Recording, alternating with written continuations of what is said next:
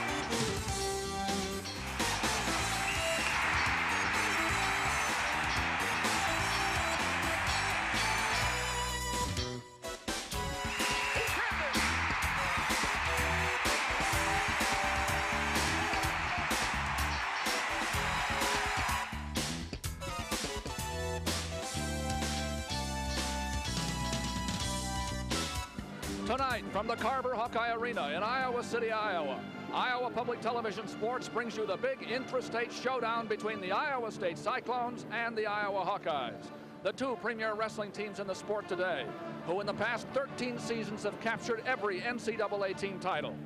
Last season, the Cyclones snapped the Hawks' 9-year reign as national champions. Today, they hope to break the Iowa 43-meet winning streak at Carver Hawkeye Arena, where the Hawkeyes have never lost a home duel. Good evening, everybody. I'm Doug Brown, and welcome to our second college wrestling meet of the season. Next Tuesday at 9:30, we'll have same-night coverage of Iowa State and UNI from Cedar Falls, and we'll have more weekend specials for you later on, too. Also, we have our second run of the 7 basic skills of wrestling with Chuck Patton. And tonight you'll learn another fundamental that'll help you understand the sport just a little bit better. It's Iowa and Iowa State, and here's Tim Johnson with me, former coach, administrator, and director of the 1984 Olympic wrestling program. TJ, since we were here last, the shoes are on the other feet. You bet. It's been a long time since Iowa State was the defending national title, and that's what it is tonight. Yes, the Hawkeyes are not the national champions now, but the people around here really believe they're going to win today. You see these little buttons that people are wearing that say, "Take it back from state."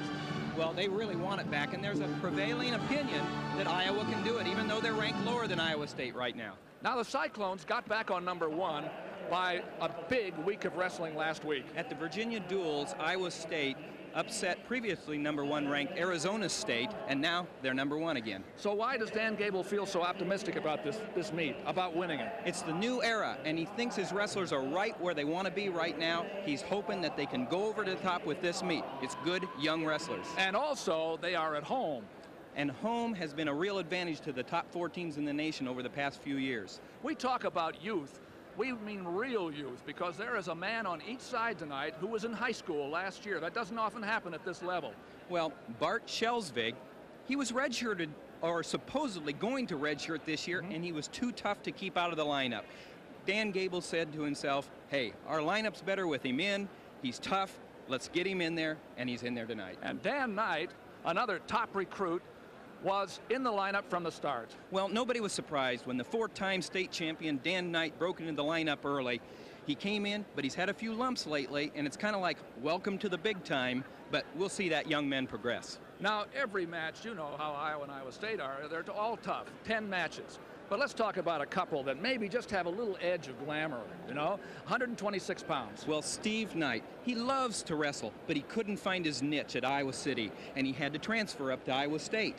And the reason he had to transfer is a young man named Brad Penrith. Brad Penrith, a former NCAA champion, he's had his personal problems lately, but Gable says they're licked, and he's better than ever. And at 177, 2 more Iowa high school products. Well, Mike Van Arsdale and Royce Alger's rivalry goes back to high school. They both like to talk, but they have not met since entering college. Van Arsdale, a former All-American, redshirted last year, and he's looking to win the Nationals this year, but he's got Royce Alger in front of him, and Royce Alger has moved up from 167 again to make the team better, and he has no intentions of giving up his title.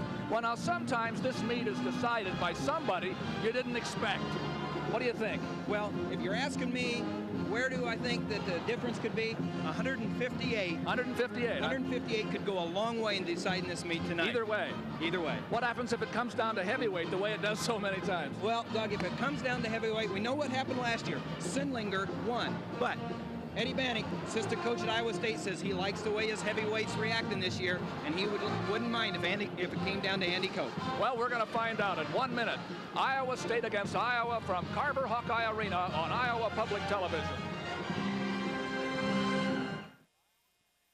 We're back at the Carver Hawkeye Arena in Iowa City for the big showdown between the Iowa State Cyclones and the Iowa Hawkeyes.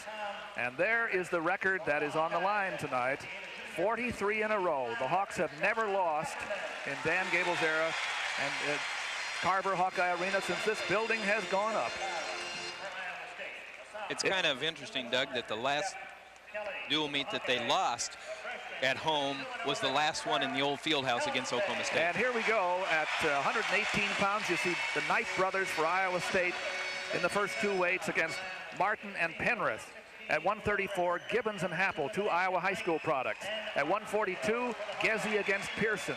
Iowa State on the left, national champion Krieger against Carpenter for Iowa. In the upper weights, it's Bill Tate against John Heffernan in what Tim says is a critical match. At 167, it will probably be Jeff Kelly, although it could be Tom Frederick against Bart Chelsvig, a freshman. A big match at 77, Van Arsdale and Alger. Volker defending national champion against Simpson at 190, and then the same heavyweight match as last year, Cope against Sindlinger. Sindlinger has wrestled Cope twice and he's beaten him twice, so the Hawks should be favored probably if it gets down to that last match. There's Dan Gable. Well, that's all you have to say. That's Dan Gable. Well, I'm not going to say anymore. And he is feeling a lot better about his team. He has an idea now how, he says, I know how good they can be. I just have to convince them now. Right. He said that the team last week came around. There's Jim Gibbons, too, by the way. Tim, before we go on, he has been just remarkably successful since taking over the reins of the Cyclone program from Harold Nichols. There are the captains out in the middle. You see Krieger on the left from Iowa State, Volker. On the other side there is Mark Sindlinger with the man they call the fall guy, Royce Alger. And here we go. Iowa is favored probably in these first two matches, but Iowa State wants to keep it close and maybe get an upset here. 118, Steve Martin, a fine sophomore from a great wrestling tradition. The Martin family of Virginia Beach, Virginia. He's now ranked 11th in the country. His opponent is Dan Knight, one of the two, I would say, most highly recruited wrestlers in Iowa, certainly, if not in the entire United States last year. And they're both out here tonight. You'll see Bart Chelsvig wrestle for Iowa at 167. Knight has had what lots of freshmen have when they come out of high school. A rough introduction to big-time wrestling. He's now 10-10, and he is in a little bit of a losing streak. So Martin's going to try to take it to him here. Iowa in the black, of course, the dark, and Iowa State in the red.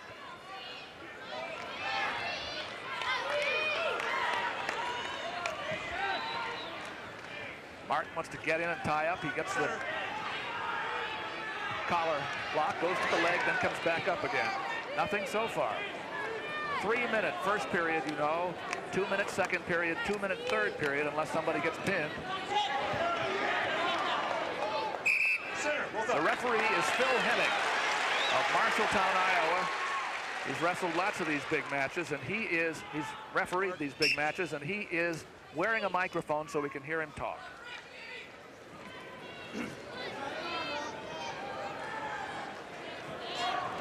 Both of these wrestlers, Doug, like to control the head.